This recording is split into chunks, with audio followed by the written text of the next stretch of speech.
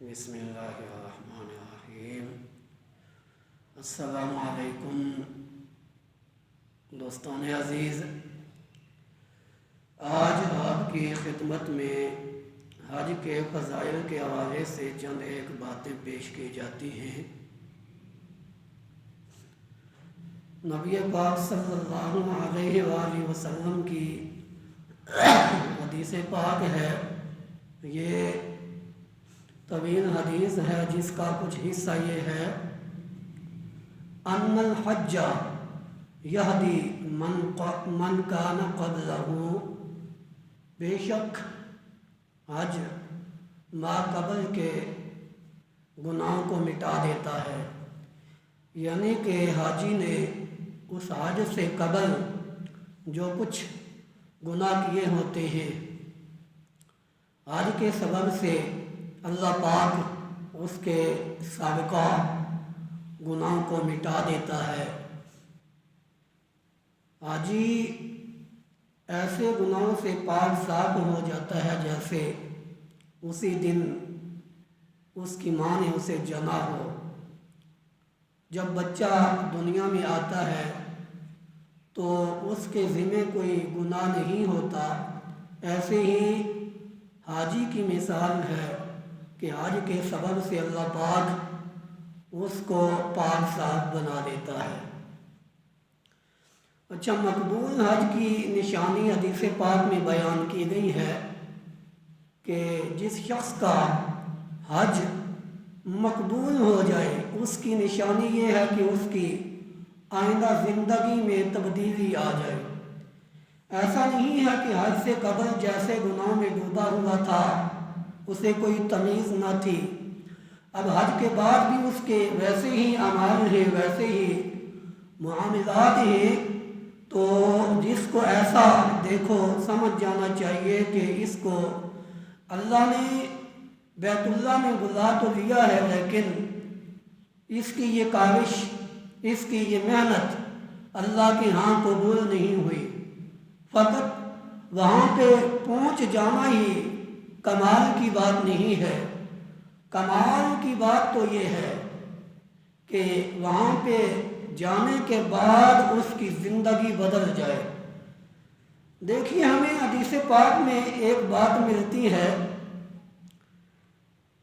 زمانہ جاہلیت کا ایک شخص تھا، صحیح مسلم میں یہ حدیث پاک موجود ہے، جو بیت اللہ میں طواف کے وقت اس کے پاس ایک سوٹی ہوتی، اسے گھسیٹتا جاتا، اس کے ساتھ حاجیوں کا سامان کھینچ لیتا، کوئی دیکھتا کہتا کہ یہ اچانک ہوا ہے، جب وہ دیکھتا کہ دیکھنے والا کوئی نہیں ہے اٹھا کے بھاگ جاتا، تو وہاں پہ محض چلے جانا ہی کمال نہیں ہے، وہاں پہ خالص نیت کے ساتھ دکھلاوا مقصود نہ ہو، اللہ کی خوشنودی مقصود ہو، وہاں پہ انسان جائے، واپس آئے، زندگی میں تبدیلی ہو، یہ کمال کی بات ہے۔ نہیں تو بہت سے حاجی ایسے ہم نے اپنی آنکھوں سے دیکھے ہیں کہ ویسے کے ویسے ہی ہوتے ہیں، یا اس سے بھی ان کے حالات بد ہو جاتے ہیں، تو ایسوں کو سمجھنا چاہیے۔ اچھا، وہ زمانہ جاہلیت کا وہ شخص حاجیوں میں شامل ہوتا، اس نوکیلی سوٹی کے ساتھ حاجیوں کا سامان کھینچتا، اب وہ بھی بیت اللہ میں جانے والا ہے۔ آج بھی کچھ لوگ مساجد میں آتے ہیں تو اپنے ہی مسلمان بھائیوں کی ٹانگیں کھینچتے ہیں، ان کو بھی اس سے سبق لینا چاہیے کہ مسجد میں آ جانا ہی کمال نہیں ہے،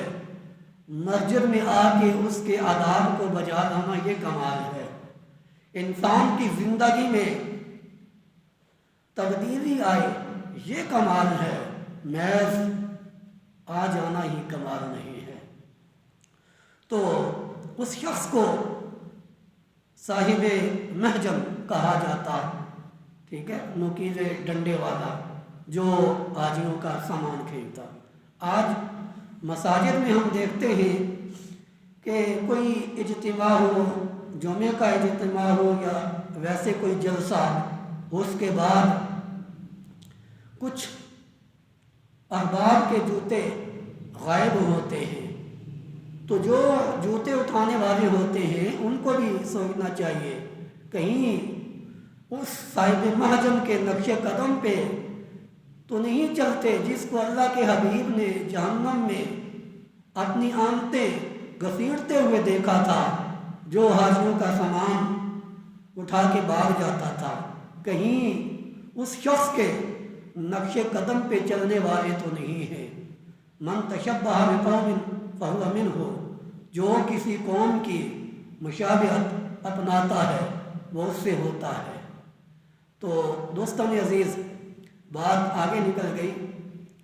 حدیث پاک کا مفہوم کہ جس نے ایک حج کیا جو اللہ کا اس پہ حکم تھا وہ ادا کیا، 2 حج کیے اس نے اللہ کے ہاں ثواب جمع کیا، جس نے 3 حج کیے اس کے جسم کو اللہ نے جہنم کی آگ سے محفوظ کیا۔ کتنی فضیلت ہے، کتنی شان ہے، کتنا اعزاز ہے حاجی کا کہ حاجی کو اللہ یہ عزت دیتا ہے کہ وہ حج کے سبب سے 3 حج جس نے کیے ہوں اس کی کھال، اس کے بال، اس کا جسم کا ایک ایک حصہ آگ سے محفوظ ہو جاتا ہے۔ آگ پہ جائز نہیں ہوتا کہ اس کے جسم کو